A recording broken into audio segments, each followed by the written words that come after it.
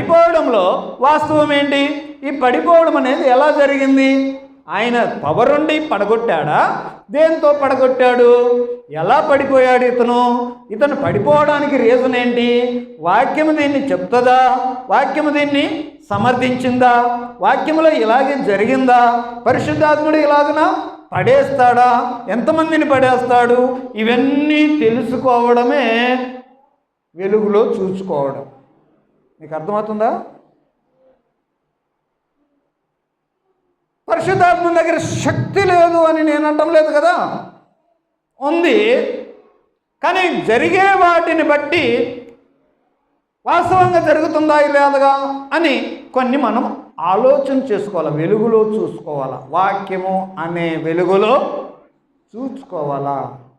వాక్యం అనే వెలుగులో చూసుకోకపోతే ఏమవుతుంది అని అంటే, అబ్బా